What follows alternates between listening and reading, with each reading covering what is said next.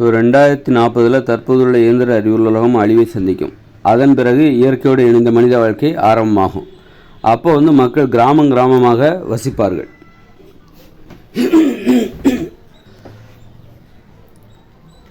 கிராமமாக அவர் மகிழ்ச்சியாக வாழ்வது தான் அவருடைய இலக்கு. அதாவது 3 மணி நேரம் தொழில் செய்கிறது, ஆடுறது, பாடுறது, விளையாடுறது, ஓடுறது, நடக்கிறது, இந்த மாதிரி.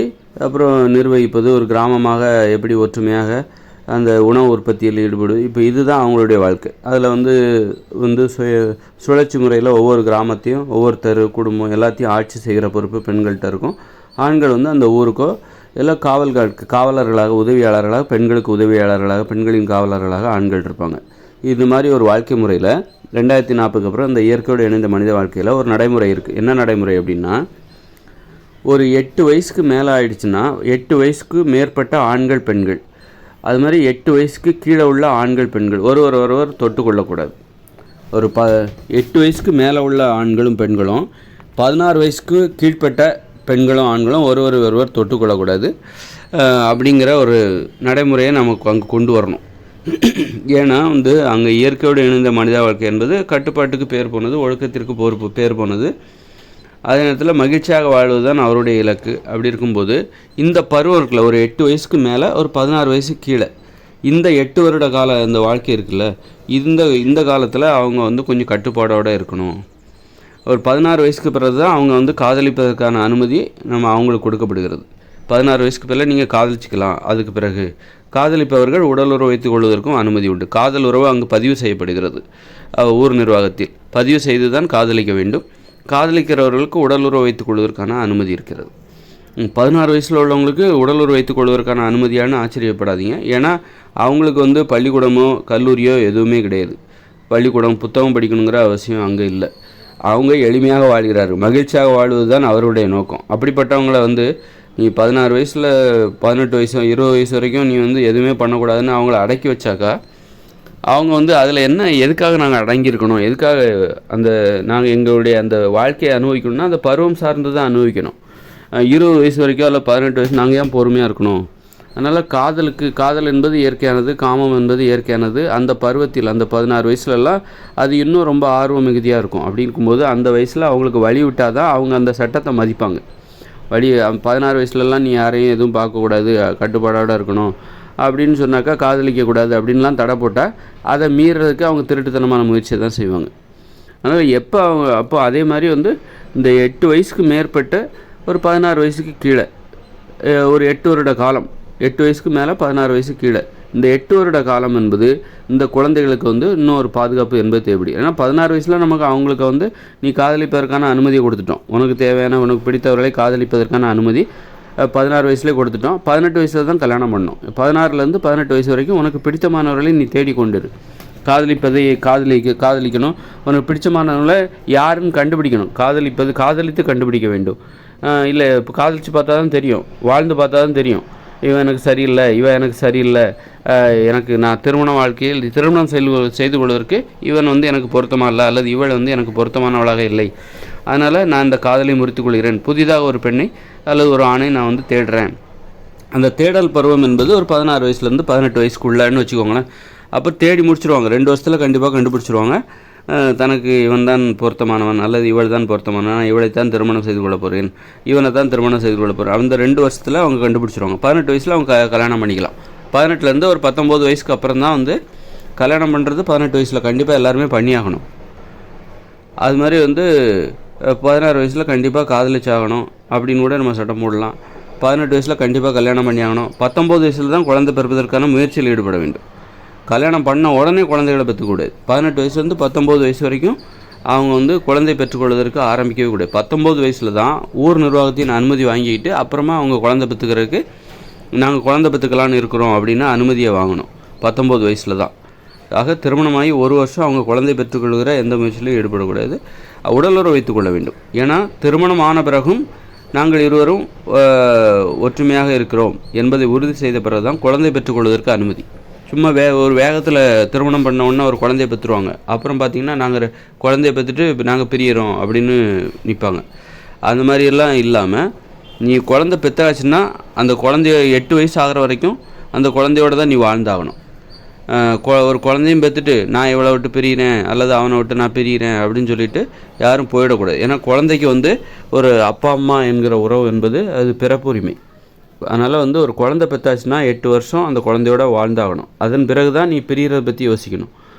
அதனால் வந்து அதுக்காக தான் இந்த சட்டம் என்பது என்னவென்றால், நீ வந்து குழந்தை பெற்றுட்ட ஒரு வருஷம் கல்யாணம் பண்ண உடனே 1 வருஷம் கழித்து தான் குழந்தை பெற்றுக்கிறதுக்கு அனுமதி வாங்கிட்டு தான் நீ குழந்தைய பெற்றுக்கிறதுக்கு நீ அந்த தயார் நிலை அடைய வேண்டும். இப்படிப்பட்ட சூழ்நிலையில் இப்படி நம்ம வந்து காதல் உறவுக்கும் சரி ஒரு காம உறவுக்கும் சரி ஒரு இயல்பான ஒரு அனுமதியை நம்ம அங்கே கொடுத்து வச்சுருக்கோம். இயல்பான அனுமதியை நம்ம கொடுத்து வச்சுருக்கும்போது ஒரு 8 வயசுலேருந்து ஒரு 16 வயசுக்குள்ளே இருக்கிற அந்த ஆண்கள் பெண்கள், அதாவது சிறுவர் சிறுமியர்னு வச்சுக்கோங்களேன், அவங்க வந்து ஒருவர் தொட்டுக்கொள்ளக்கூடாது, தொடாமல் பேசணும். இந்த கட்டுப்பாடு அந்த வாழ்க்கையை இன்னும் அமைதிப்படுத்தும். இப்படி ஒரு கட்டுப்பாடு இல்லைன்னா பெற்றவங்களுக்கு பயமாகவே இருக்கும். ஏன்னா அங்கே இயற்கையோடு இணைந்த மனித வாழ்க்கை என்பது பார்த்திங்கன்னா அங்கெல்லாம் ஆடைகள் அணிவாங்கன்னு நம்ம சொல்ல முடியாது. ஆடைகள் அணிகிற அல்லது ஒரு இயற்கையிலேருந்து கிடைக்கக்கூடிய ஒரு பொருளை வந்து தயாரித்து ஆடையாக அணிஞ்சிக்குவாங்க.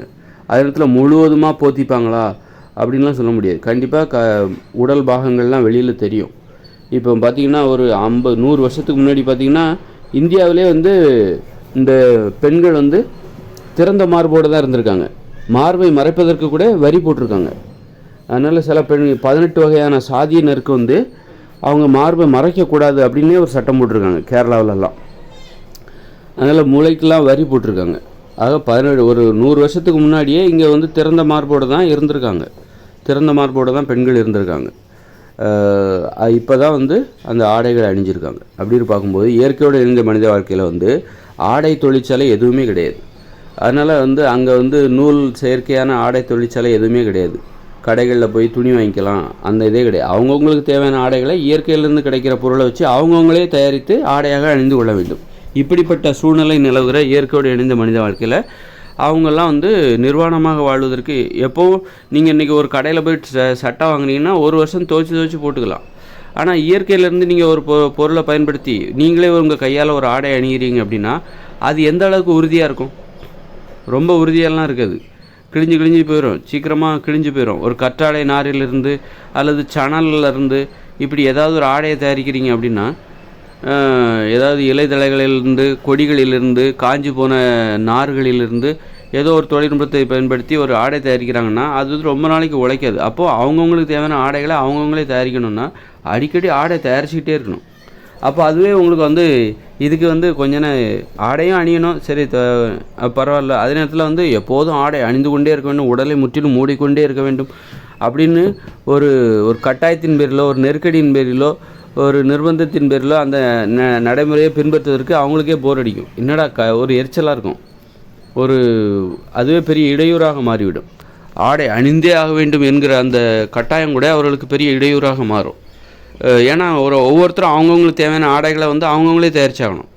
அப்படி இருக்கும்போது அந்த ஆடைகள் வந்து அதிக உறுதியாகவும் இருக்காது. கொஞ்ச நாளில் மக்கி போயிடும். அப்புறம் ஒரு மாதத்தில் மக்கி போயிடும், அழுக்காயிடும் அல்லது பிஞ்சு போயிடும், கிழிஞ்சு போயிடும். அந்த மாதிரி தான் இருக்கும். இப்போ இருக்கிற மாதிரியான ஆடைகள்லாம் அங்கே கிடைக்காது. இயற்கை பொருட்கள்லேருந்து தான் அவங்க ஆடைகள்லாம் செய்வாங்க. தேங்காய் நார்லேருந்து ஆடை செய்யலாம்.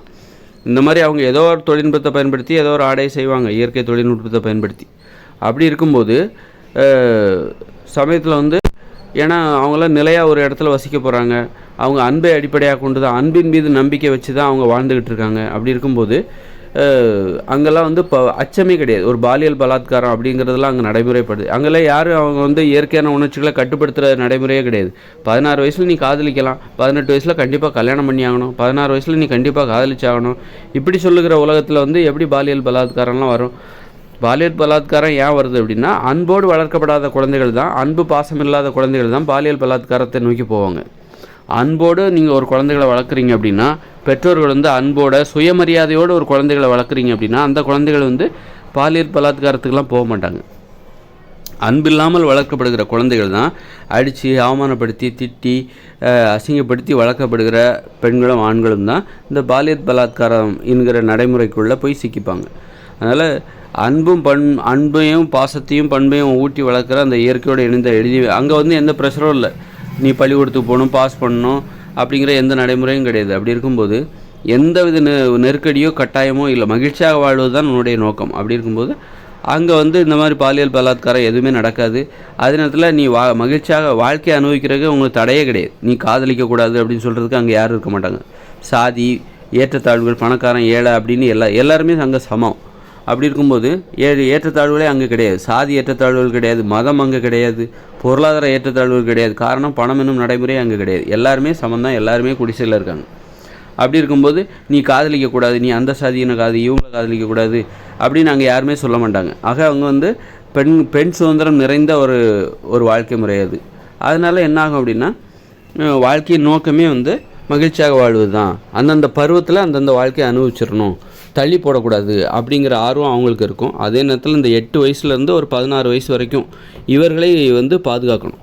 இவர்களுக்கு வந்து இந்த வயசில் வந்து பெற்றோர்களுக்கு ரொம்ப கவலையாக இருக்கும். இந்த வயசை எப்படி இவங்களை கடந்து கொண்டு போகிறது, 8 வயசுலேருந்து 16 வயசு வரைக்கும் இவர்களை எப்படி கடந்து போவது, இந்த பருவத்தை எப்படி பாதுகாப்பாக கடந்து செல்வது அப்படின்னு பெற்றோர்களுக்கு ஒரு பயமாக இருக்கும். அப்படி இருக்கும்போது என்னாகும் அப்படின்னு அப்போ நாம் அதற்கு அந்த பெற்றோர்களுடைய கவலையை போக்கும் விதமாக நம்ம ஒரு சட்டம் போடணும். என்னென்னா, 8 வயசுலேருந்து 16 வயசுக்கு உட்பட்ட ஆண்கள் பெண்கள் ஒருவர் தொடக்கூடாது. 8 வயசுலேருந்து 16 வயசுக்கு உட்பட்ட ஆண்களையும், அதாவது சிறுவரையும் சிறுமியர்களையும் உரிமை இல்லாதவர்கள் தொடக்கூடாது. யாருக்கு உரிமை இருக்குது அப்படின்னா, ஒரு அம்மாவுக்கு தனது மகனையோ மகளையோ தொட்டுக்கலாம். ஒரு அப்பா வந்து தனது மகனையோ மகளையோ தொடலாம். அதே மாதிரி ஒரு அண்ணன் தொட்டுக்கலாம். அது மாதிரி ஒரு தாத்தா பாட்டி, இந்த மாதிரி நம்பிக்கையான உறவுகளுக்கு மட்டும்தான் அந்த அனுமதி. யாருக்கெல்லாம் தொடுவதற்கு அனுமதி இருக்குது அப்படின்னு வெளிப்படையாக சொல்லிடணும். எனது இப்போ ஒரு பெண் குழந்தை இருக்கா, அவளுக்கு வயசு 10, அது 8 வயசுக்கு மேலே ஆயிடுச்சு. 8 வயசுக்கு மேலே தான் இந்த நடைமுறை. அவளுக்கு வயசு ஒரு 8 அல்லது 10ன்னு வச்சுக்கோங்களேன். அப்போ அவளை யாரெல்லாம் தொடலாம், அவள் வந்து யாரெல்லாம் தொடலாம் அப்படின்னா, அப்பாவை தொட்டுக்கலாம், அம்மாவை தொட்டுக்கலாம், பாட்டி தாத்தா தொட்டு பேசுவதற்கு யாருக்கு அனுமதி இருக்குது அப்படின்னா, இந்த பாட்டி தாத்தா அண்ணன் தங்கச்சி அக்கா, இந்த மாதிரி சித்தி சித்தப்பா, இந்த மாதிரியான உறவு முறைகளுக்கு அனுமதி இருக்கிறது. இந்த மாதிரி உறவு முறை அல்லாதவர்கள் எக்காரணம் கொண்டும் அவங்கள தொடக்கூடாது. யார்? 8 வயசுக்கு மேலே உள்ள ஆண்கள் பெண்களை. ஆண்களுக்கும் அதான் 8 வயசுக்கு மேலே உள்ள சிறுவர்களுக்கு, 16 வயசுக்கு உட்பட்ட சிறுவர்களை வந்து இந்த உரிமை உடையவர்கள் மட்டும்தான் தொட வேண்டும். வேறு யாரும் வந்து நாங்கள் எங்கள் 2 ஒன்றா தான் வயசு, நாங்கள் 2 பேரும் ஃப்ரெண்டு அப்படின்னு சொல்லிட்டு யாரும் வந்து தொடக்கூடாது. அந்த 8 வயசுக்கு உட்பட்டு 8 வயசுக்கு மேலே 16 வயசுக்கு உள்ள இவங்களை வந்து உரிமை உடையவர்கள் மட்டும்தான் தொட முடியும். யாரோ ஒருத்தர் வந்து ஒரு 8 வயசுக்கு மேலே உள்ள ஒரு பொண்ணை வந்து இந்த மாதிரி உறவு முறையை அடிப்படையாக கொண்டு உரிமை இல்லாதவர்கள் தொடவே கூடாது. அதனால் வந்து அந்த மாதிரியான ஒரு கட்டுப்பாடு அங்கே இருக்கணும். அப்போ தான் வந்து அவங்க அமைதியாக வாழ முடியும். அப்படி மீறி தொடுறாங்கனாலே அவங்க வந்து இந்த விதிமுறை இருக்கிறது தெரிஞ்சும் கூட இந்த மாதிரி தொடுறாங்க அப்படின்னா கண்டிப்பாக அவர்கிட்ட ஒரு தவறான நோக்கம் இருக்கிறது அப்படின்னு நம்ம தெளிவாக கண்டுபிடிச்சிடலாம். அதனால் ஒரு 8 வயசுக்கு மேலே 16 வயசுக்கு கீழே உள்ளவங்களுக்கு ஒரு பாதுகாப்பு தேவைப்படுகிறது. இவங்க வந்து ஒரு சிறுவர்களாக இருப்பார்கள். அதே நேரத்தில் ஒரு பருவ வயதை நோக்கி போய்கிட்டு இருப்பாங்க, பருவ வயது. அதனால் இந்த வயசில் வந்து அவங்க வந்து ஒரு பாதுகாப்பாக அந்த பிள்ளைகள் கடந்து செல்ல வேண்டும் என்றால் ஒரு அற்புதமான ஒரு விதிமுறை தேவைப்படுகிறது. அந்த விதிமுறை தான், உரிமை இல்லாதவர்கள் 8 வயசுக்கு மேலே 16 வயசுக்கு கீழே உள்ள சிறுவர் சிறுமியர்களை உரிமை இல்லாதவர்கள் தொடக்கூடாது. நம்பிக்கையான உறவுமுறை இருந்தால் மட்டும்தான் தொட வேண்டும். யாருக்கு நம்பிக்கையான உறவுமுறை யாருக்கு இருக்கும்? ஒரு தாத்தா பாட்டி, அப்பா அம்மா, அண்ணன் தம்பி, அக்கா தங்கச்சி, இந்த மாதிரி ஒரு நம்பிக்கையான உறவுமுறை அப்படின்னா அவங்க தான் தொடணும். அந்த மாதிரி அவங்க தான் தொட்டு பேசுவதற்கு அனுமதி, மற்றவர்கள் தொடக்கூடாது. அது வந்து பொண்ணாக இருந்தாலும் சரி பையனாக இருந்தாலும் சரி, 8 வயசுக்கு மேற்பட்ட 16 வயசுக்கு கீழே உள்ள பொண்ணாக இருந்தாலும் சரி பையனாக இருந்தாலும் சரி. அதனால் இவர்களை தொட்டு பேசுவதற்கு உரிமையும் அனுமதியும் தேவை. அதனால் வந்து அந்த மாதிரி 16 வயசுக்கு மேலே போச்சுன்னா அவங்களுக்கு காதலிப்பதற்கான நம்ம அனுமதி கொடுத்து விடுகிறோம். 16 வயசுக்கு மேலே அவங்கவுங்களே பாதுகாத்துப்பாங்க. 16 வயசுக்கு மேலே உள்ள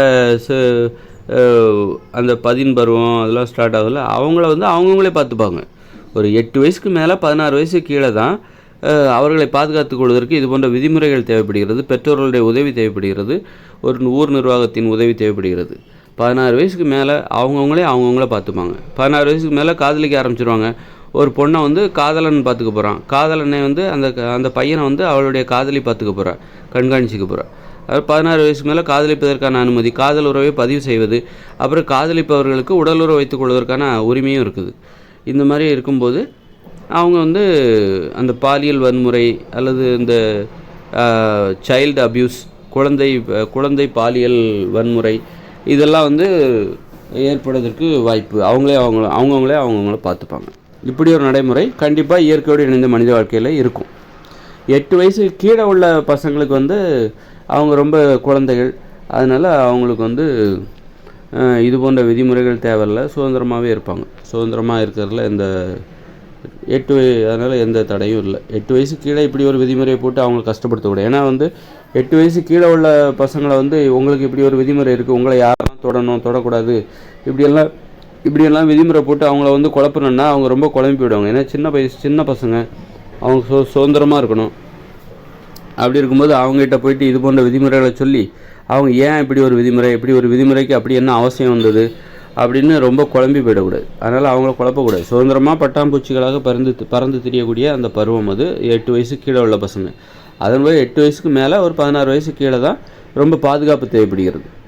அவர்களுக்கு எந்தவித தீங்கும் ஏற்பட்டு விடக்கூடாது. தவறான தொடுதல், குட் டச் பேட் டச்லாம் சொல்கிறாங்களா, தவறான தொடுதல், நல்ல தொடுதல், கெட்ட தொடுதல், இதுலேருந்துலாம் வந்து அவர்களுக்கு பெற்றோர்களுக்கு இருக்கிற அந்த கவலையை வந்து குறைக்கணும் அப்படின்னா அதுக்கு ஒரே வழி இது போன்ற விதிமுறை. 8 வயசுக்கு மேலே 16 வயசு கீழே உள்ள சிறுவர் சிறுமியர்களை தொடுவதற்கு உரிமையுடையவர்கள் யார் என்பதை தெரிவித்துவிட்டால் யாரெல்லாம் தொடக்கூடாது, யாரெல்லாம் தொடலாம், தாத்தா பாட்டி, அப்புறம் வந்து அப்பா அம்மா, அண்ணன் தங்கச்சி, இந்த மாதிரி ஒரு நம்பிக்கையான உறவு முறைகள், இவர்கள் தான் தொட்டு பேசுவதற்கு உரிமையுடையவர்கள். அது ஆண்களாக இருந்தாலும் சரி, பெண்களாக இருந்தாலும் சரி. 8 வயசுக்கு மேலே 16 வயசுக்கு கீழே உள்ள ஆண்களாக இருந்தாலும் சரி, பெண்களாக இருந்தாலும் சரி. அதாவது சிறுவர் சிறுமியரை யார் தொட வேண்டும். அதனால் பெண் குழந்தைகளுக்கு மட்டும்தான் அந்த ஆபத்து இருக்குது, ஆண் குழந்தைகளுக்கு ஆபத்து இல்லைன்னுலாம் கிடையாது. ஆண் குழந்தைகளுக்கும் ஆபத்து இருக்குது, பெண் குழந்தைகளுக்கும் ஆபத்து இருக்குது. அதனால் ஆண் குழந்தைகளையும் சில பெண்கள் தவறாக தொடுவாங்க, தவறான வழியில் எடுத்துகிட்டு போகிற வாய்ப்பு இருக்குது. அது மாதிரி பெண் குழந்தைகளையும் சில ஆண்கள் தவறாக தொடும். அதனால் வந்து இது போன்ற விதிமுறை அங்கே கண்டிப்பாக தேவை. இது கண்டிப்பாக பின்பற்றப்படும்.